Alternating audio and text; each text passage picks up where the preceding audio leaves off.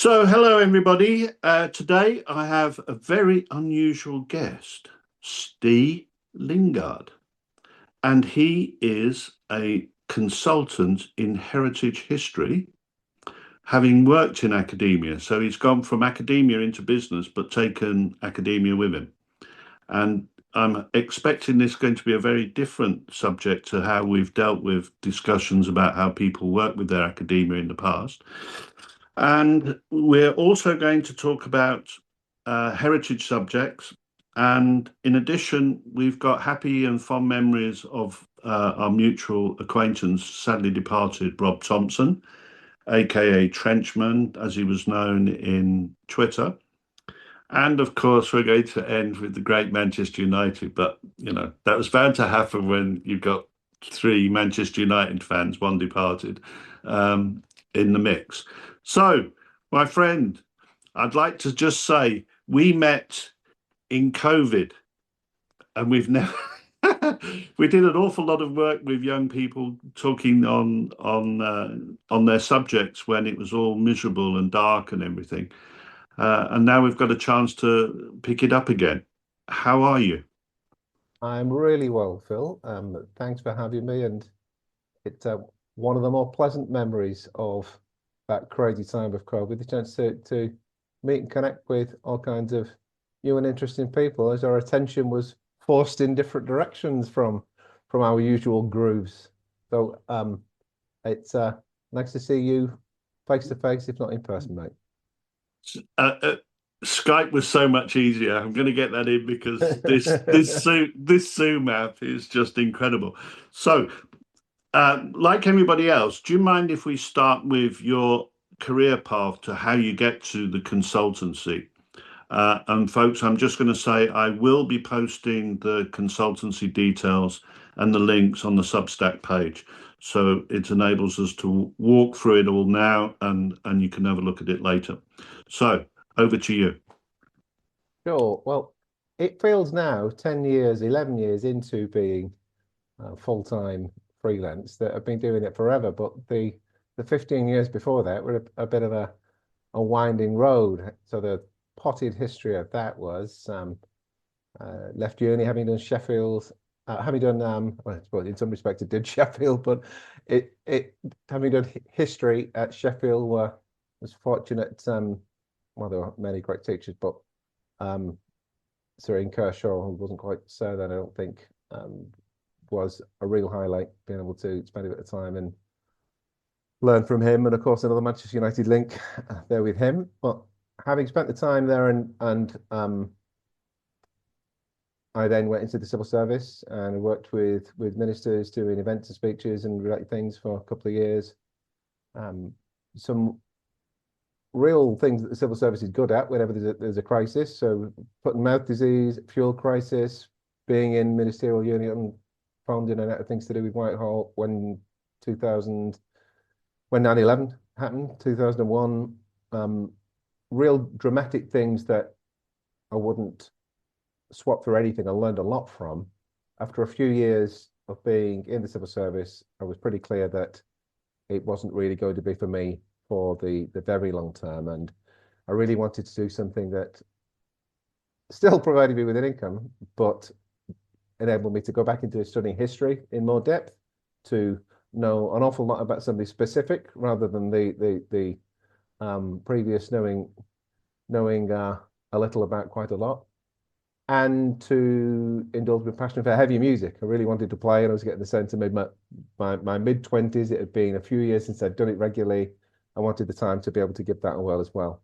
So from about 2004, I worked part-time, went back to Birmingham Uni, 2006 to 8, which is where I met Rob, which we'll get onto later. And that was an MA in Britain in the First World War, which I found a genuine, I know it's supposed to be, but it was a genuine education, both in terms of respect for and focus on the sources, which hadn't completely come across to me as an undergraduate, and attention to detail, and then things to do with the subject matter of Britain in the First World War, the mobilization, and some of the things that the level of national mobilization, and as Rob can hear him saying now, logistics and industrial capacity elements of it.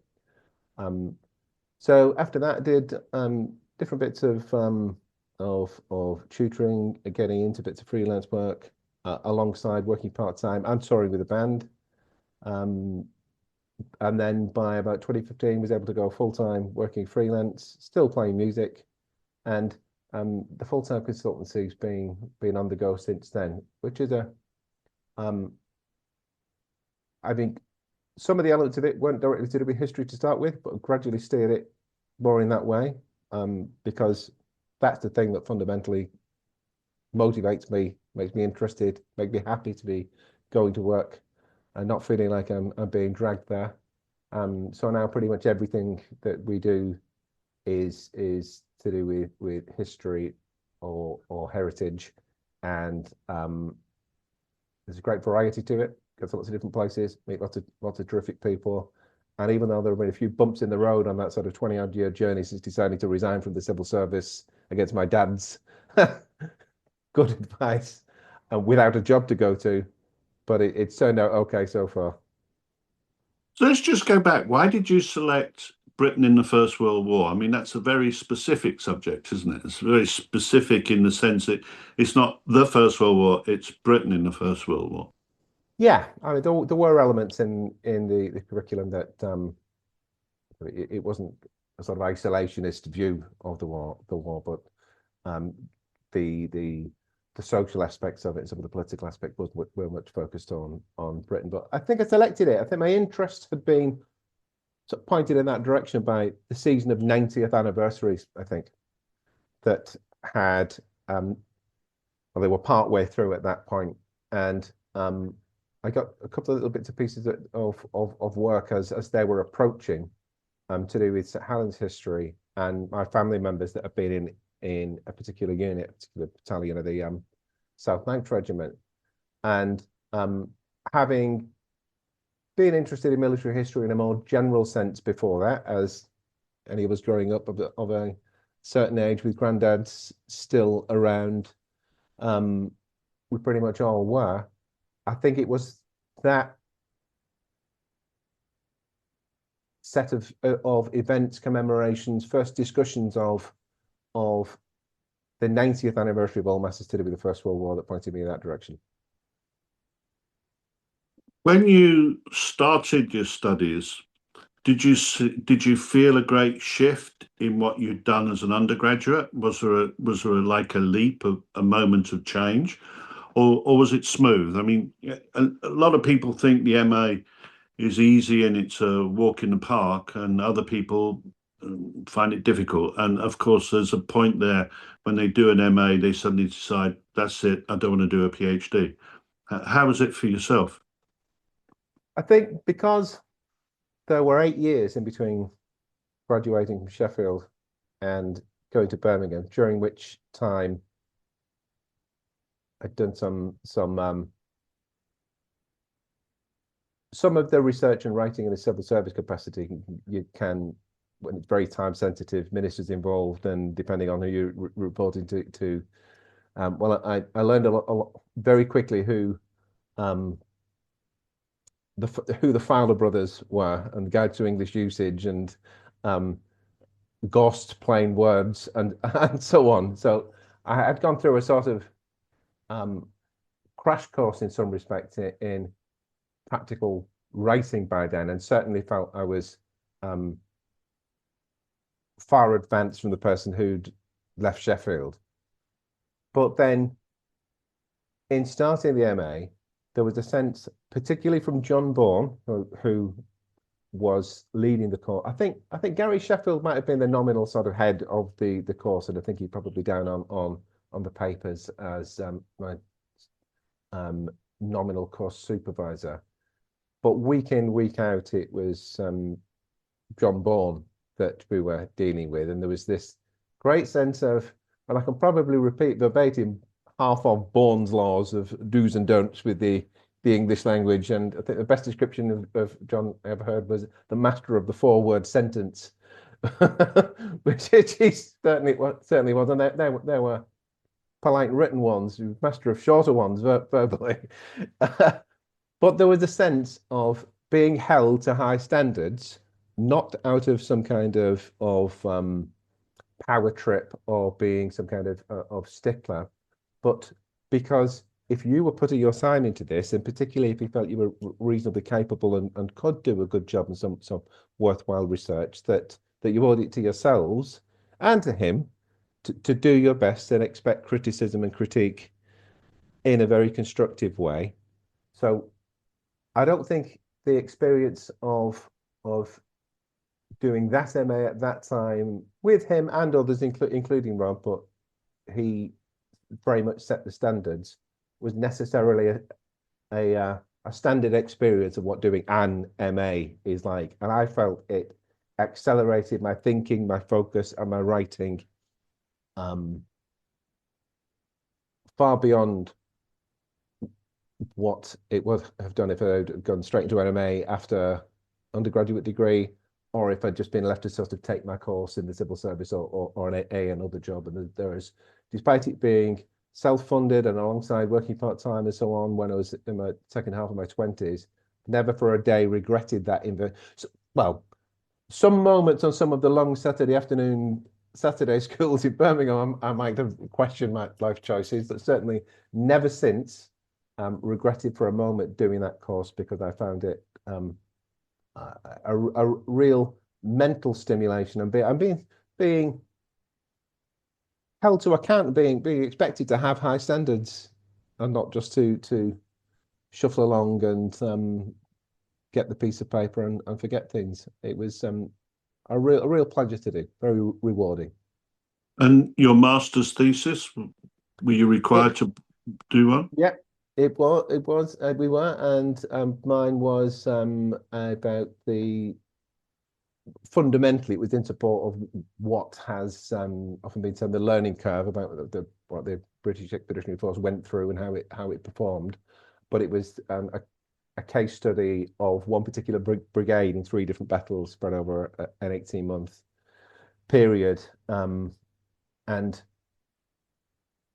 some of the sources available for that, I was fortunate in that it was the brigade that included the battalion that the family members had served in and were killed with.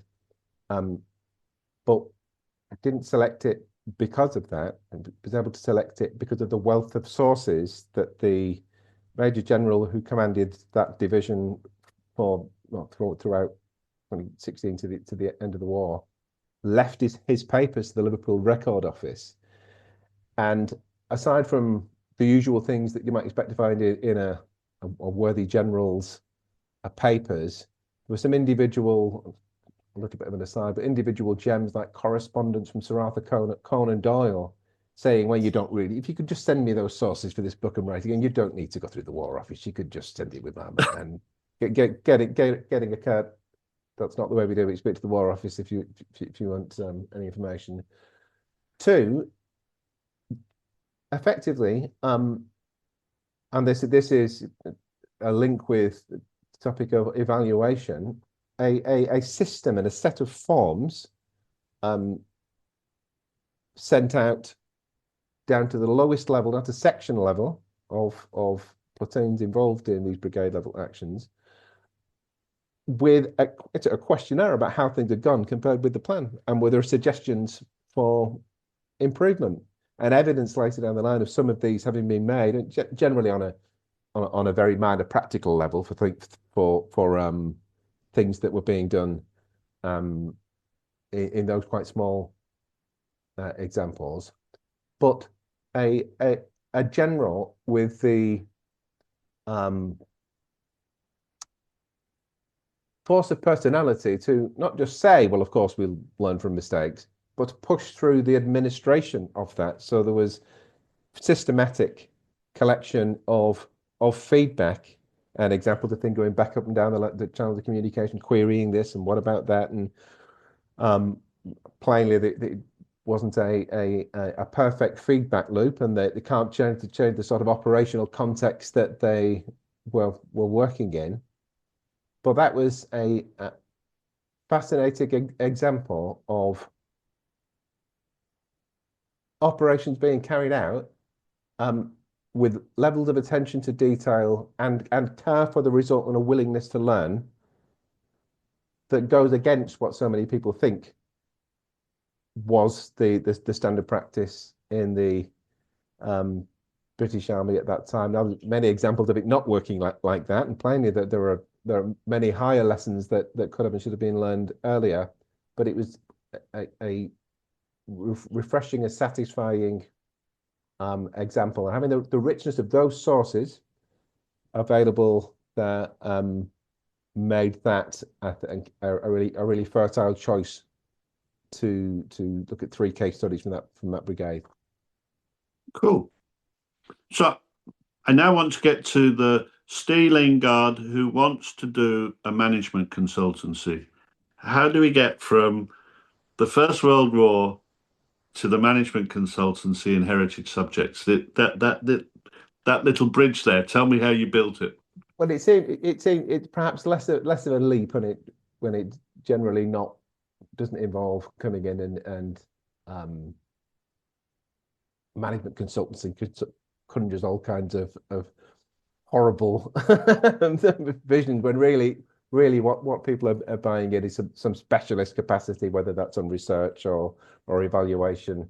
But the bridge from doing that to working full time in consultancy was incremental. It was continuing to work part time after I finished the masters, wondering quite how to steer things further in a direction of history without wanting to, rather than just without wanting to try to go into academia full time, because I enjoyed the work I was doing part time. I was solvent, a man of simple taste, and at that point didn't have a mortgage or kids or so on, but was, playing 50, 60 concerts a year and traveling around Europe doing that. It was that provided the part-time work provided the flexibility to experiment a bit with work, having the time to put into new ideas and new offers, and to keep playing music. So bit by bit, the few extra offers, some tutoring, but some ex civil service or other colleagues. So actually, we need someone to research this or to write this. Sort of formed a crazy paved path in the direction where actually I thought I can put a bit of time and effort into packaging this and looking a bit more at what are the things that are in demand, and it's always quite difficult to, or not necessarily instinctive. It needs thinking about to describe what you do in a way that can sell it to people who might want to pay their money to have your time. So it was partly serendipitous, but in the context of that, having made that early decision of leaving the civil service, I wanted to head in the direction of, whilst remaining solvent and playing music, working more in things that are to do with history, research, and writing. And it took a while, but pretty much the last 10 years now, and the last 5 have been probably 100% or 85% history and heritage topics. So things are in a good place at the moment. If you're listening, Dad, it wasn't true what you said about taking the risk of resigning all those years ago.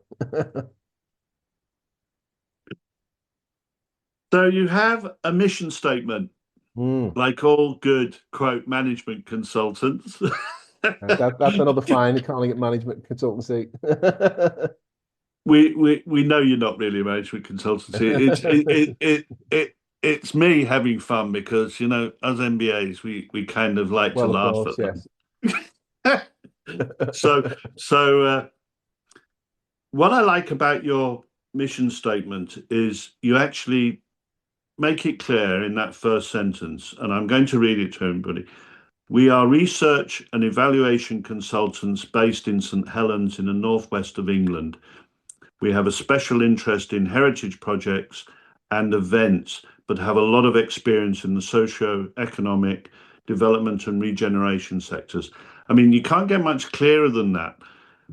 Is that coming from your civil service writing? to make it so Civil service and John Bourne. right? I mean, it's such a And nice mission which is now statement. me. It's very the clarity of writing is part, I think, of what makes us um, reasonably successful at what we do. I mean, plainly, the research element of it is fundamental. If there's a poor product, it doesn't matter how nice the writing is. It isn't going to, how clear the writing is. It isn't going to serve its purpose. But clarity of expression, particularly in the written word, I think is fundamental. So when you have a heritage project and you go out and evaluate it, what kind of things would you be looking at? What range of things? I know people will be able to see them in the later when they look at your web page, but the kind of projects that you've actually had to walk across and evaluate from the beginning. Well, part of the time, or for many projects, you come in after the criteria for success have been set. And whilst the instinct might be to say, well, I wouldn't start from here, that they're often part of the sort of bidding and contracting process between the museum, community group, council, whichever kind of organization, and the generally external source of funding, like the National Lottery Heritage Fund or the Arts Council or similar.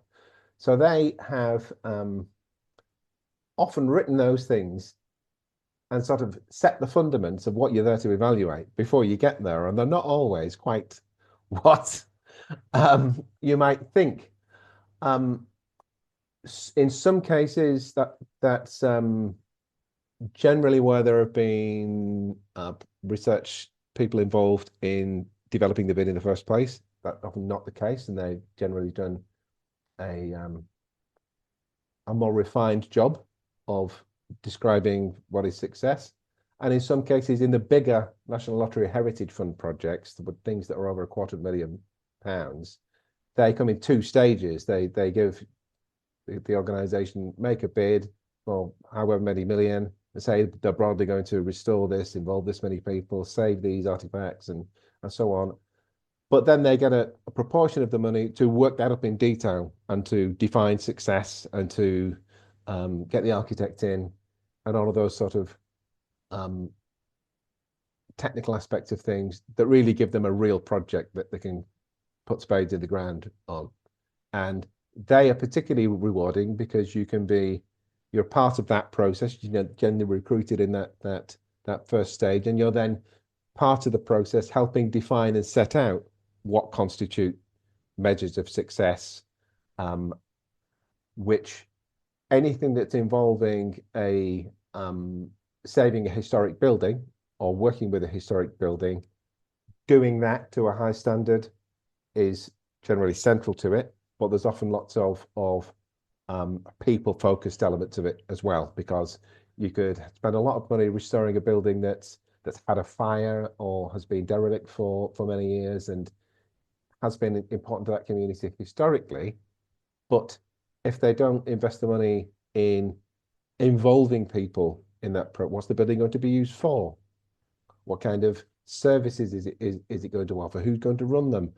What's the scope for involving volunteers in doing the redesign, or in digitizing archives, in gathering oral histories, and so on? They do those things really well. It really maximizes the chances of that building having an audience, a user group, people who go in, use it, spend money in it, operate businesses from it subsequently. So that's a long way of saying it varies greatly, and sometimes you're in a cleft stick because you've got some technical thing you're supposed to measure that miss the point slightly. But in a bigger project, you get to work with the whole project team and the community and really roll around in and absorb what it's all about, and then set with them. You might be holding the pen for that. These written statements of what constitutes success, generally with a vision and a set of outcomes covering things to do with saving the physical heritage itself or saving some intangible heritage itself, to do with protecting the environment, so it is contributing to not making the environment, the climate, any worse than it already is, to do with involving people, and ideally broad groups of people, not necessarily, as sometimes can be the case, you get a building that's got a people who perhaps the building owes its survival to, but have such a strong sense of ownership over the building, and if not a legal ownership, a sense of moral ownership, that sometimes it can be a little bit difficult for them to welcome others in. But others are needed if the building's going to have a thriving future.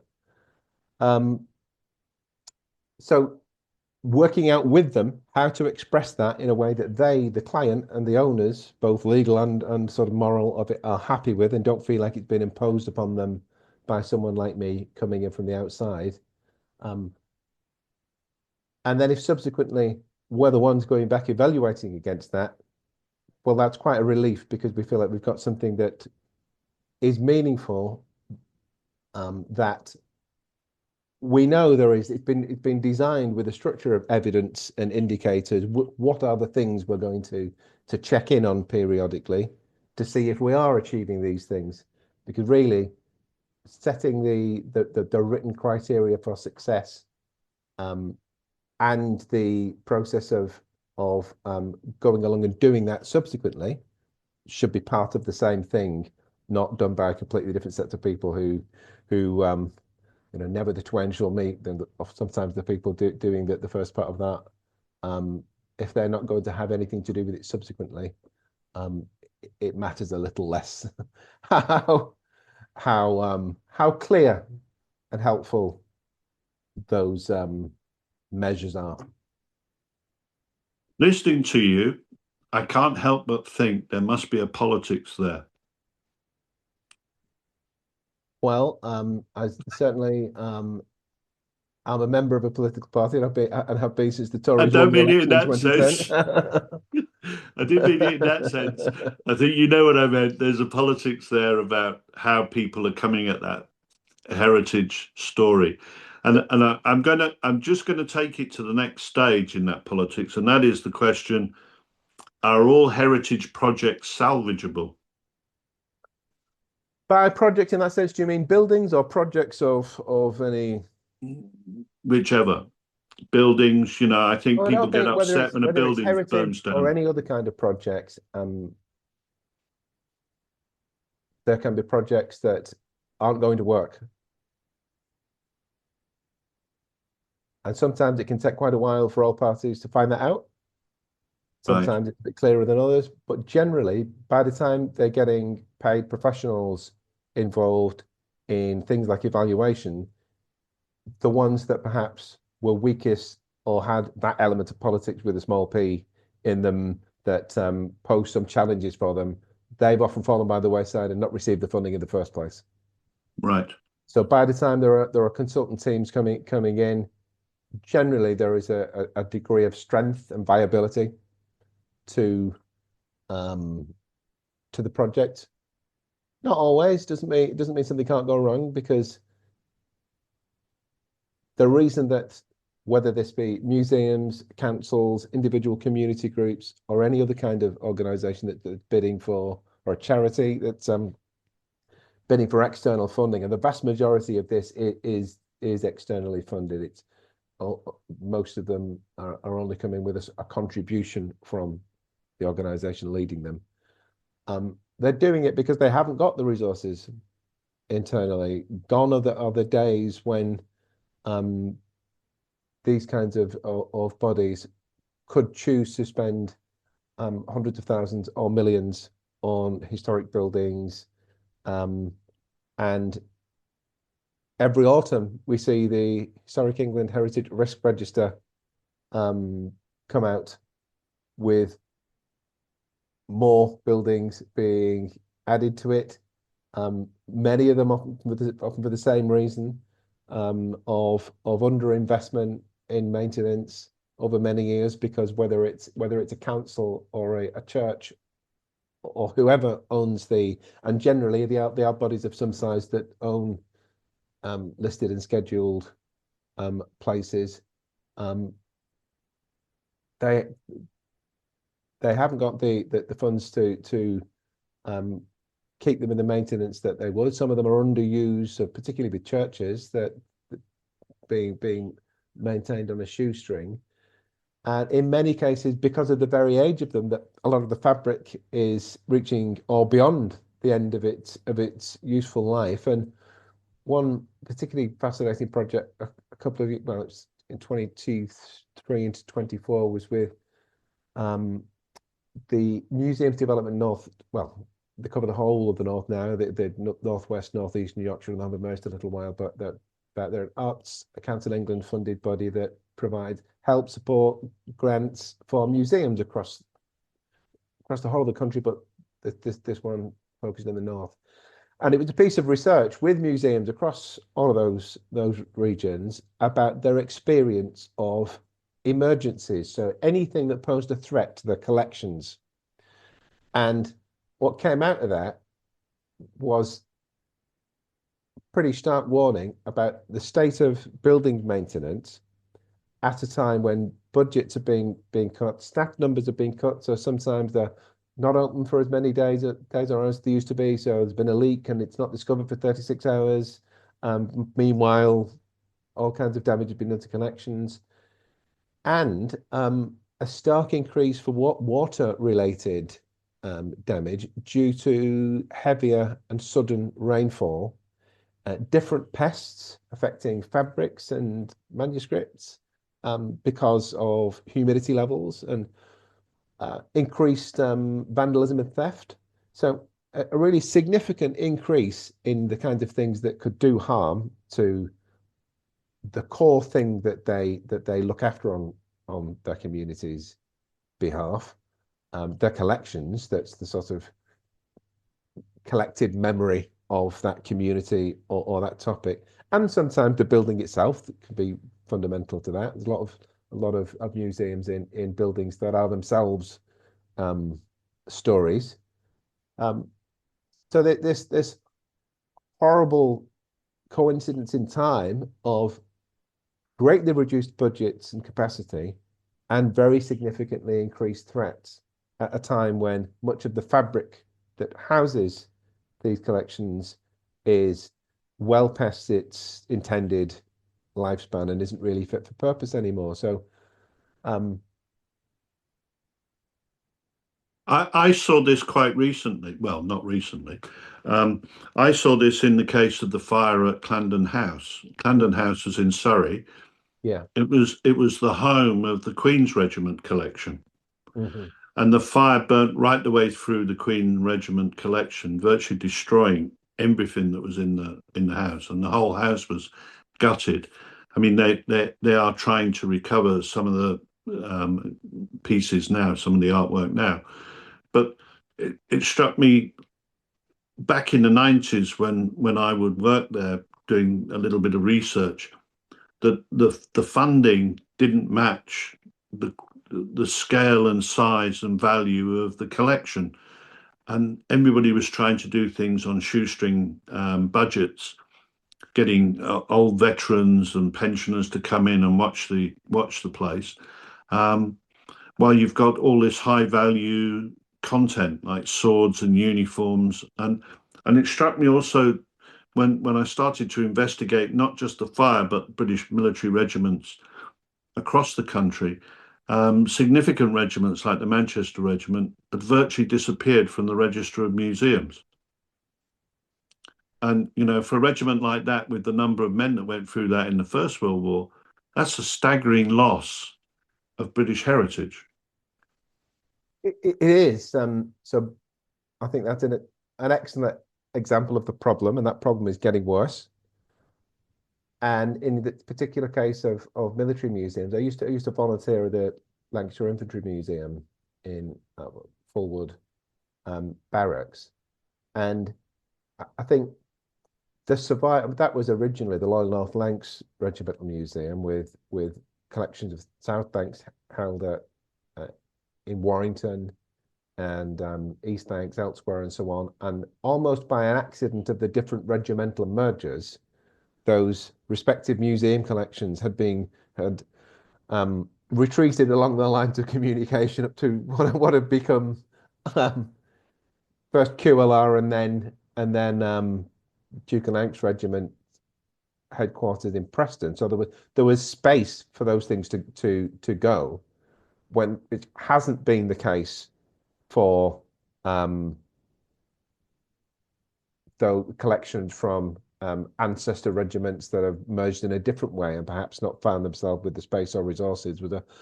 In fact, it was in someone who was worked selflessly for many years, having been an officer in the descendant regiment from what had been the Liverpool Scottish, and had been working on the museum there that used to be in the old Territorial Army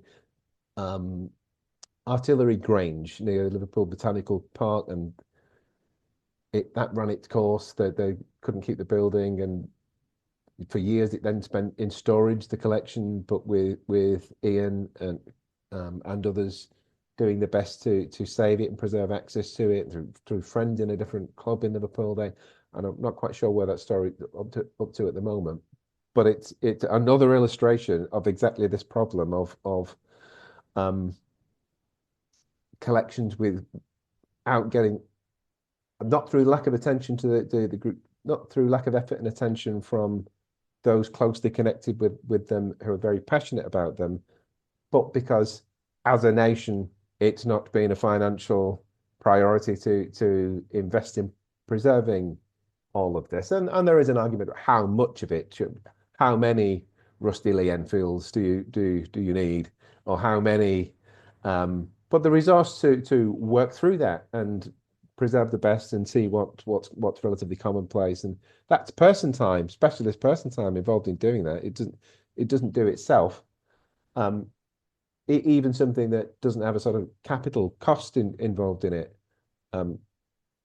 costs money, and storage costs money.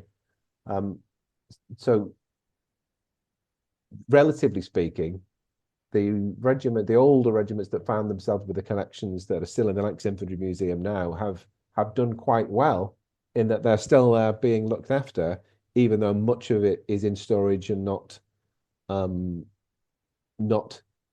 probably a higher proportion than most is on display. It's quite an extensive set of rooms. But given the sheer size of the collection, because it's so many ancestor regiments covering most of what was what the historic county of Lancashire, a large majority of it is in storage, being looked after and preserved, but not getting the attention that those looking after it would like. And in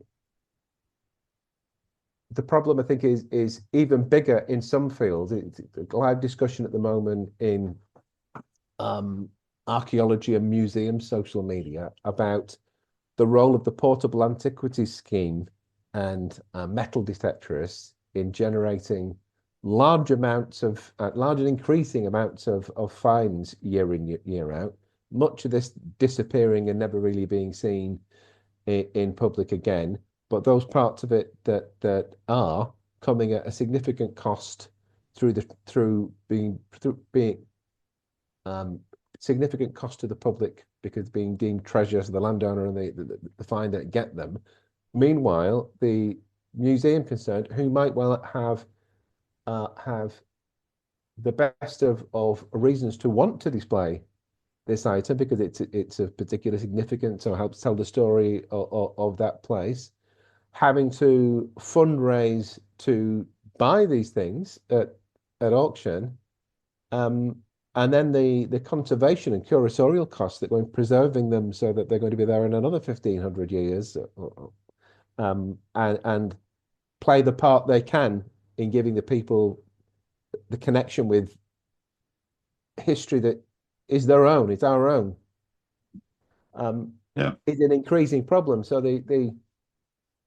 without significant change to how that works, and this is aside from the fundamental point we mentioned a few minutes ago, the buildings issue, the estate issue for museums, it is not heading in the right direction.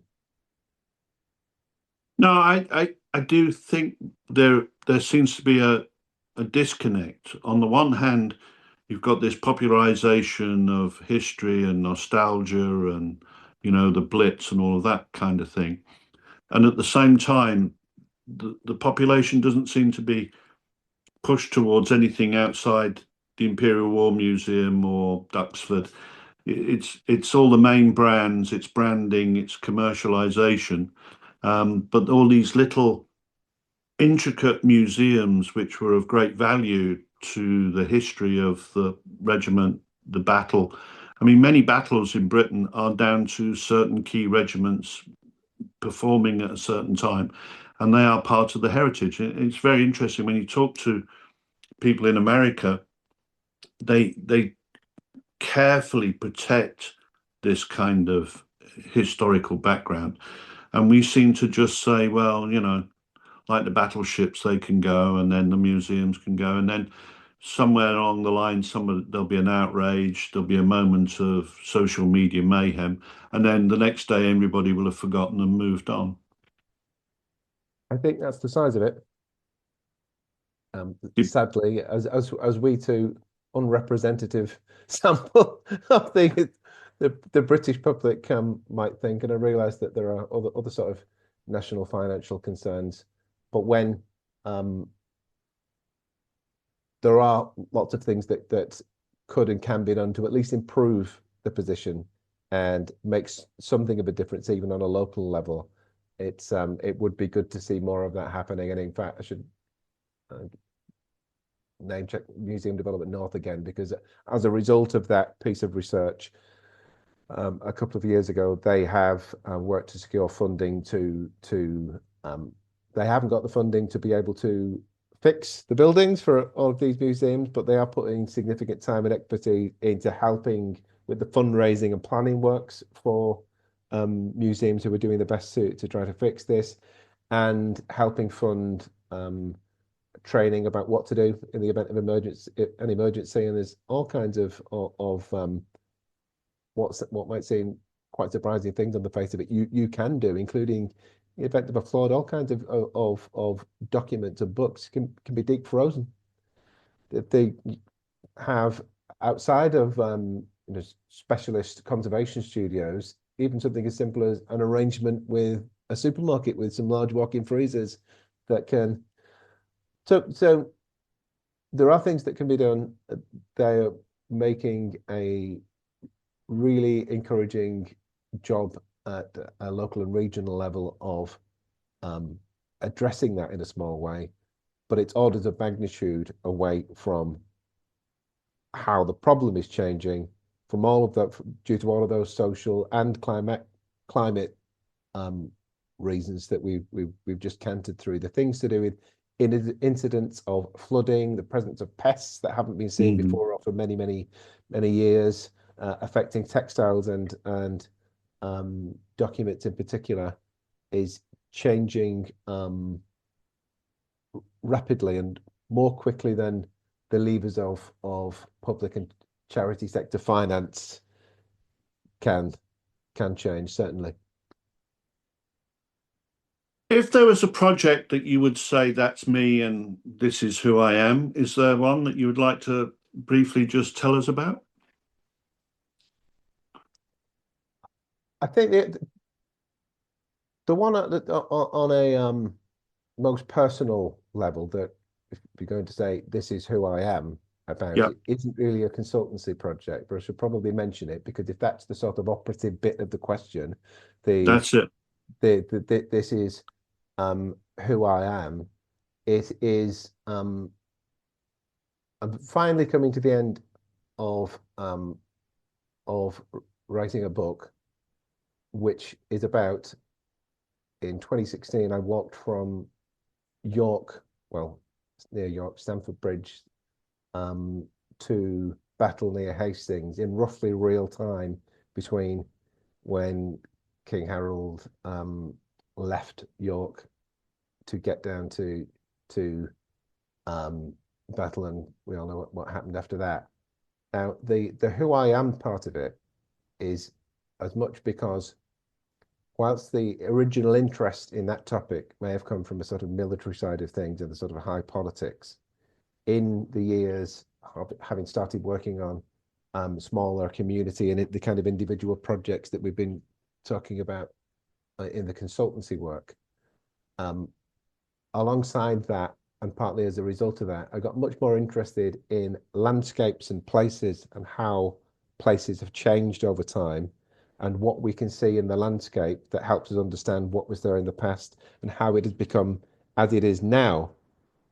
So that story of what happened in 1066 being, yes, alongside the high politics, what's the landscape of that? What are the physical challenges in moving um, people and large numbers of people around in an operational sense?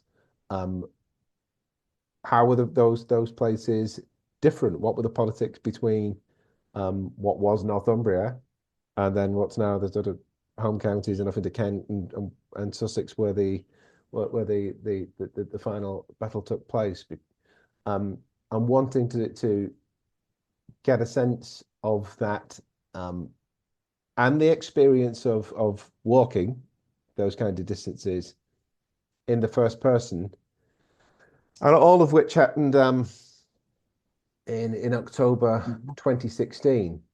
So both as an expression of that blend of topics from landscape, society, changing places, the sort of geography of it, as a scene for and a shaper of that high politics and military things, but the personal journey of walking um, uh, that route, to experience it in a sort of method acting kind of way, as an example of these are the reasons I gave up full-time work for other people and chose to be freelance and flexible in the first place. So if I do have a mad idea like that, it can go beyond the realms of pub conversation But to your historic walks are quite something. I remember you had a couple on Twitter where you were walking from Lancashire to Yorkshire, and obviously there was the odd pub along the way. But no, I mean that's what they would have wanted, I think, Phil. of course, of course. Yes, I'd and never well, lead. I'd never lead a battlefield tour where there's no pubs. I mean, that's just there would pointless. very wise. And how do they think the battle started? It's because kicking out time. Um, Yeah. there are many more interesting uh, routes to create, to find places to experience with a bit of imagination, often from walking from home or near home, than purely relying on guidebooks. On there is a place for them. We've all done it at least sometimes. This suggested routes and routes that other people have plotted on the Ordnance Survey app or whichever mapping app they use. But for example, when warming up for a founded a beating the bounds walk of St Helens Borough that would never have existed because the borough is an agglomeration of smaller boundaries where any beating the bounds would done on a smaller footprint. But in the spirit of the old beating the bounds walk, 45-mile walk around the borough, and in building up to that, I wanted to do something that was 35 miles or so, and wanted to find what's an interesting route that I can do and what's going to, because there was a charity fundraising element to this, so selling it helps. I'm going to walk to Wales from St Helens. Now it's only 36 miles or so, the particular route that was chosen, which is significantly shorter than merely walking a lap of the borough. But if you tell people we're walking a lap of the borough, oh, how long, and then they're shocked when they find out how far it is. You tell them you're walking to a different country, that they take notice, and plotting that, it's just one example, but plotting that route, seeing the things down byways that are barely used or only used by locals, being receiving a shock from an electric fence from the first time in my working life, and of course it was the Duke of Westminster's fence that would have to be that had an electrified wire across the bottom of the gate at ankle height, and discovering gems that, despite it not being far away, were unknown to me at that point. There is Farndon on the Dee in Chester with Holt just on the Welsh side, just across it with a medieval bridge connecting them, and um, Edward the Elder, King Alfred's son, died off in the fields just over to the north of there. It's a really historic place because that crossing was once far more important before the A5 was put was put across there off a bit to the south. So with a bit of imagination and some time and effort, you discover real sort of fascinating wonders that Farmdon has drawn me back several times since. It's such a oh, there is a good pub as well. We didn't know that before we got there, but that there is. Um, it was far more rewarding than simply picking a stock 35 miler. Um, But what you're seeing is an awful lot of history, aren't you? I mean, just by all that walking, you see history not just through your consultancy, but through your walking, and you're engaging with historical places and bridges and walls and monuments, which are not normally there for people to remember, recognize, or take in. And you're absorbing all of that. And that makes your dynamic very different from perhaps the normal historian. I think the experience of, and I realize I'm fortunate to be in a position where I can walk significant distances. It's not something that is open to everyone to do, but the experience of walking through a landscape and walking through a place is far richer and far more rewarding than is possible by driving or even cycling, given the speed at which the landscape goes past. And you can access some places entirely legal public rights of way, but access places that aren't in a good state for any other form of access, and see things, think small things like arriving in one of the many villages, some more historic than others, or towns, um, along the traditional route, not going past on the bypass or going past on the little minor bypass that just takes you away from that small bridge that means you're going through the town, but you're entering from a little side street around the back of the petrol station rather than the historic way. You can get a much greater sense of feel for a place and its role if you're arriving that way, and you arrive having covered something that's traditionally a day's walk, the kind of distance that people may have been going to market, or if they were traveling longer distances, going place to place, you get to see them, and you see so many um, bypassed bridges or the remains of what for many hundreds of years was something that ended up as the turnpike, but is now not in use or barely used. I mean, in walking from York to near the south coast, a very large part of that was on Roman roads, which back in 1066 were still in many cases the most viable, because even if the road surface had long gone and hadn't been repaired and maintained, the basic foundation of the little causeway, the agger that supported it, and that some core drainage in many cases remained. So they were often the quickest way to get to travel long distances. And seeing those two main Roman roads, the Roman Ridge as it's usually called, between York, sweeping around to Tadcaster, Castleford, and Doncaster, and going to crossing the Trent off south of Gainsborough. Um, it's a different story. There's no bridge there now. You do have to take a bit of a detour on foot. And then Ermine Street from Lincoln south to London. Seeing that in every state, from being impossible to decipher for short sections, to being a trace, to a footpath, to a bridleway, to a lane, to a minor road, a B road, and then the A1 and the A1M. And the core of it is still there. And through many of those places we just named and dozens of other smaller ones, it is there to be experienced, the basic sights and sounds. And well, actually, you can see why this place is really appealing. There's some, I think phenomenology is the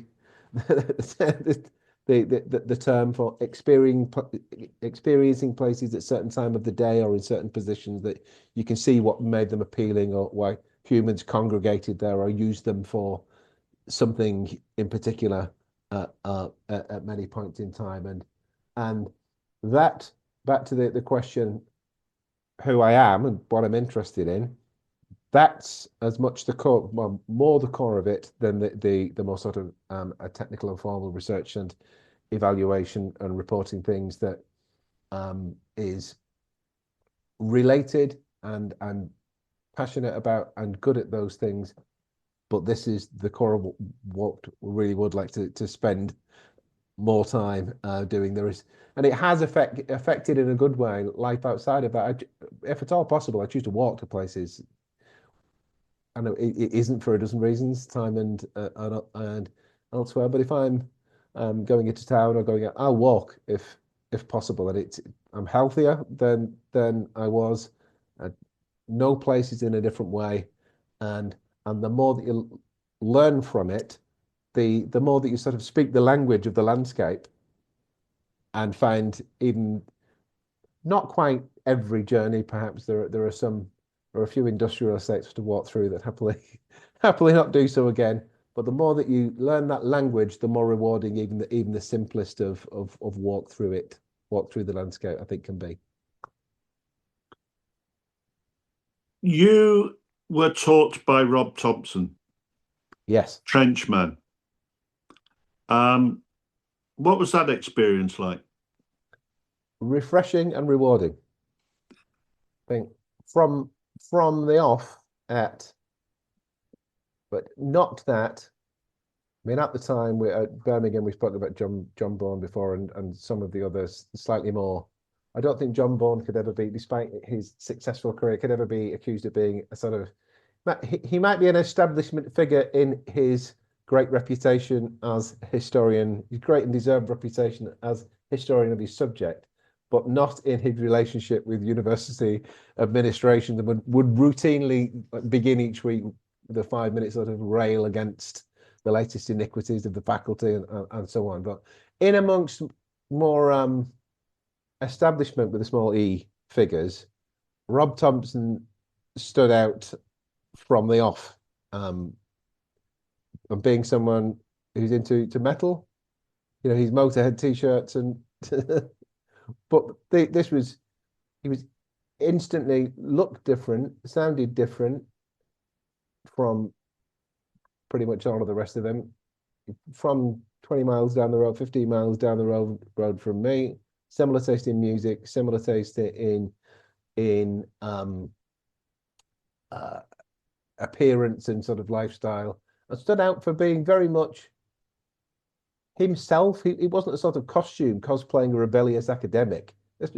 Rob, he liked bikes, music, beer, and they were very much to that question. I can't put words in his mouth, but to that question about who he is, Rob was from his toes to the top of his head,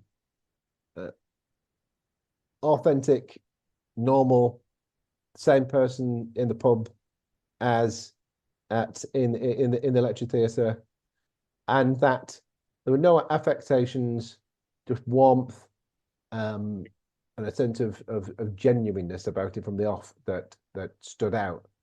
So his great comfort in himself and never giving at any point the sense of even the slightest bit of inauthenticity, and have, I think, come to academia at a later stage in life, having done social work and a range of other things before that, and a very broad life experience, made him stand out in a way that being from down the road and having some similarities, I know everybody liked and respected him, but it really appealed to me.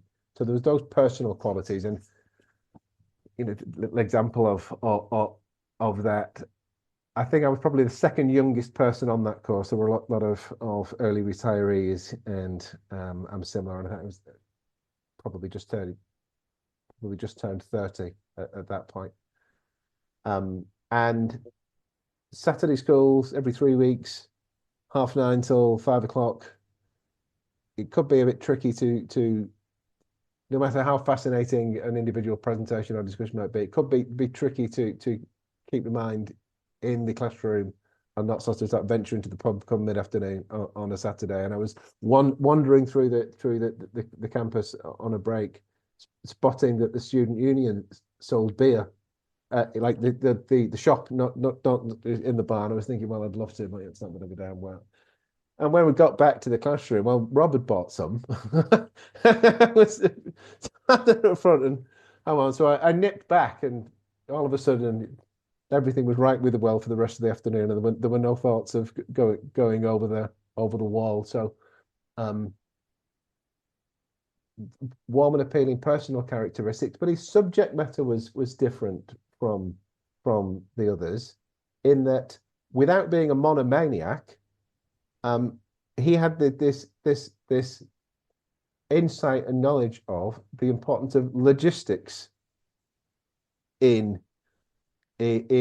war, and in society in general, that unlocked a different level of appreciation for the art of the possible in how to achieve something like your intentions in war, and that particular war with its monumental scale of material involved and people in numbers to then unprecedented. So Rob's I mean, you can hear it. His phrases of there is no better device for destroying a road than a 3-ton Thornycroft lorry. And how many other lorries are having to be sent up with building materials to repair the roads that the lorries and so on. It's a real sort of added level of understanding, especially for that war and those operations, that sometimes, without the benefit of that insight, discussions about individual battles or campaigns could be unhinged from reality, really, without that realism. And then he could and did inject that into, discussions about most things. There was no one else talking about those topics and that role, not just in Birmingham at that time, but probably few outside of working professionally with the forces, I think. So both on a personal level and in his specialism and his ability to communicate that, he made a really hell of an impression. Yeah, I found him fascinating. We spent a day together at Cosford, and there was a few other guys from Twitter,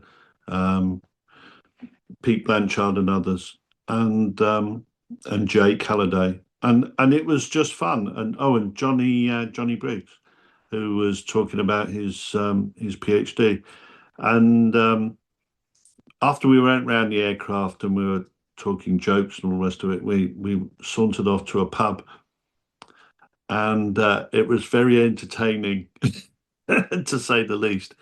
He seemed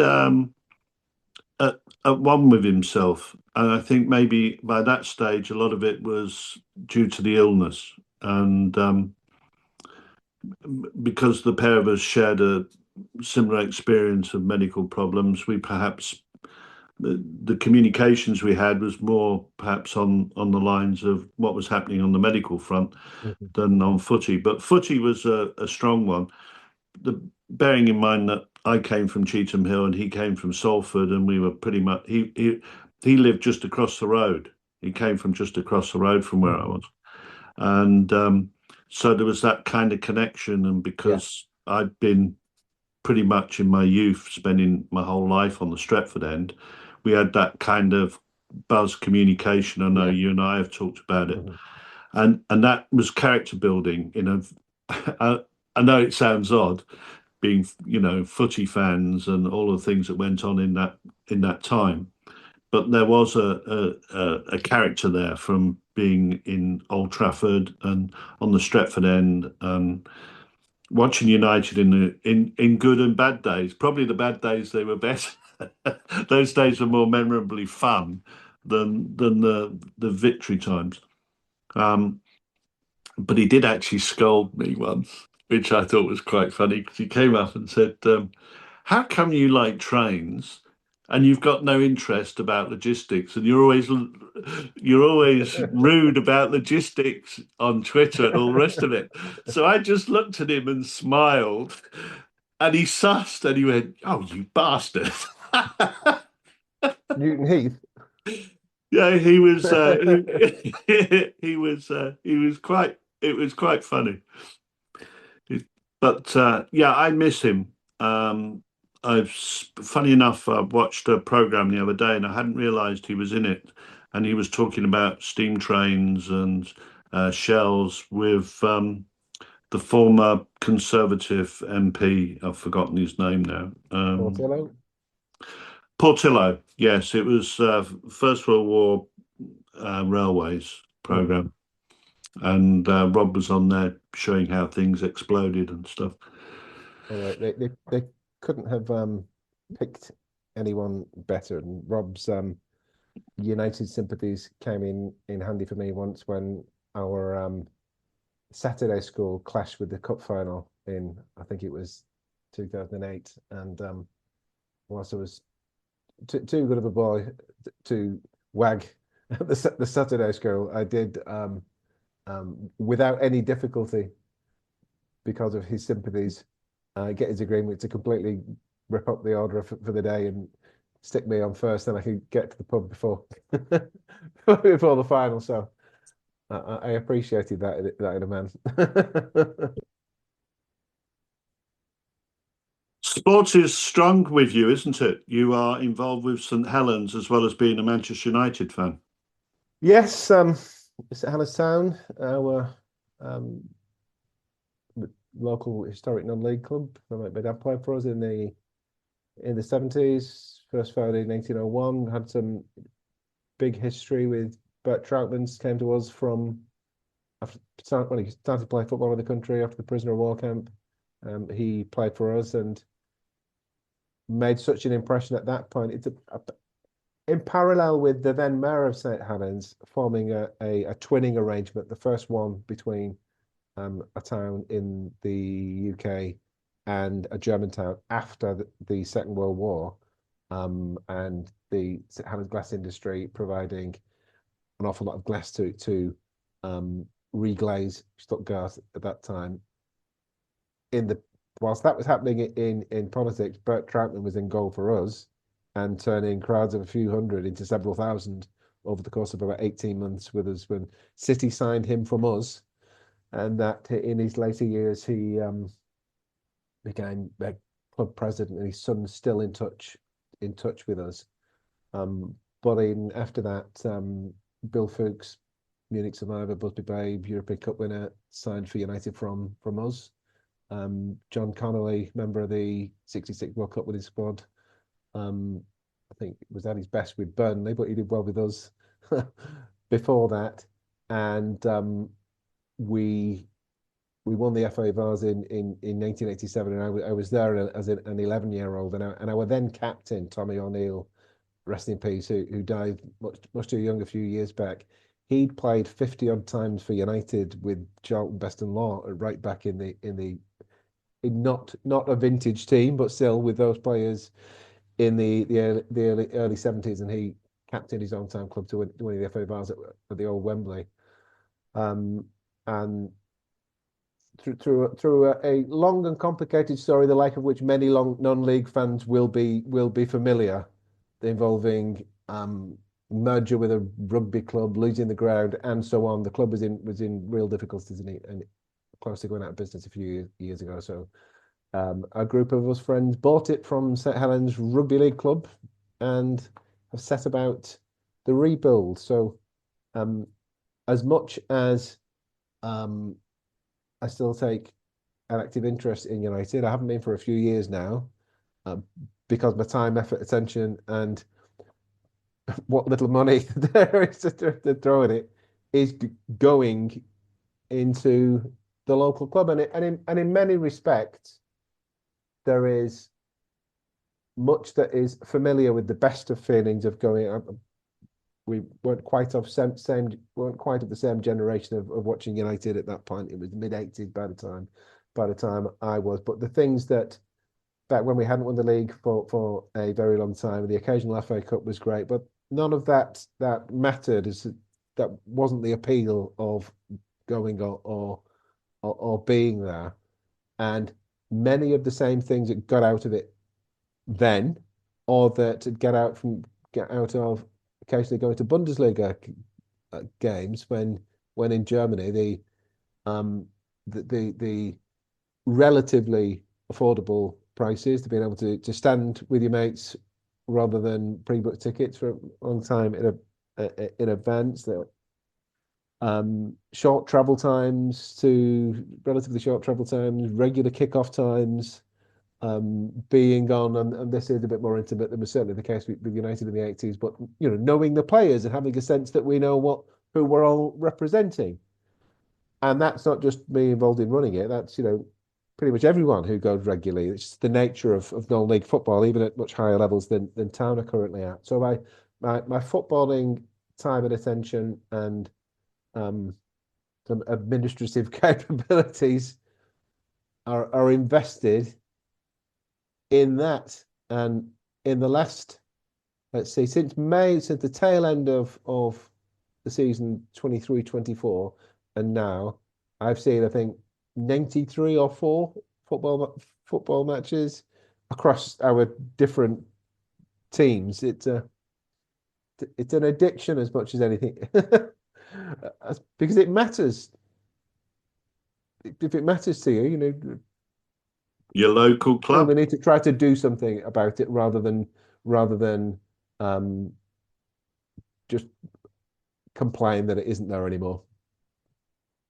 But as we come to an end now, I would say you've taken history almost into embracing a heritage. You've become almost, dare I put it, heritage man, in the sense that you're not only doing heritage consultancy, but you're actually actively protecting an old asset in the football club. You're engaging in the community. You're doing the walks. You're absorbing a lot more history from all of these activities.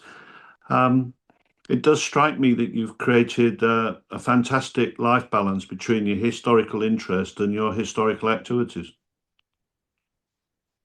Well, when you put it like that, in that very flattering and well-rounded way, actually, I feel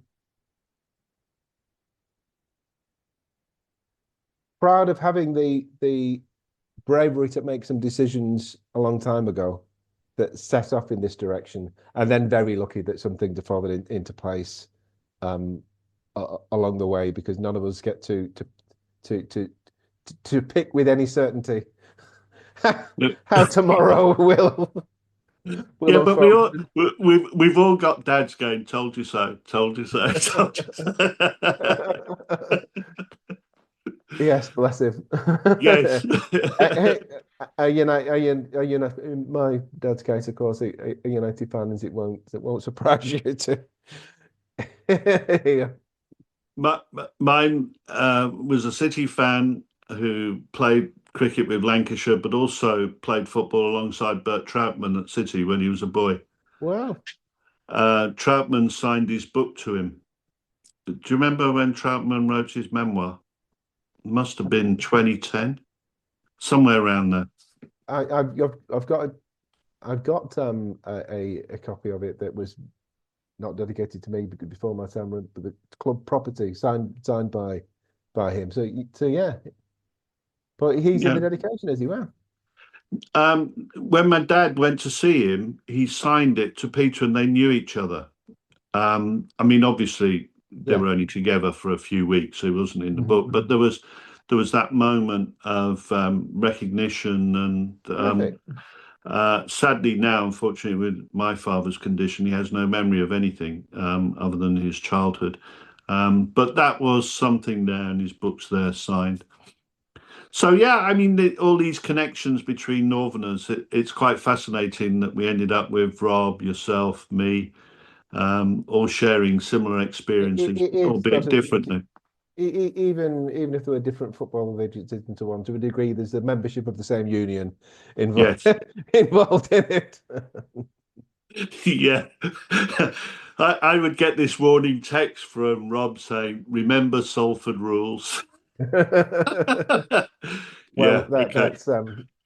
that's entirely appropriate, I think, from for that particular rivalry. So I'm going to say thank you very much, and I wish you well, and hope to talk to you again soon. Thank you, Phil. All the best to you, and a safe journey when you travel again soon, and all the best for Christmas if we don't speak before, mate. Thanks a lot, mate. Cheers, Okay. Steve.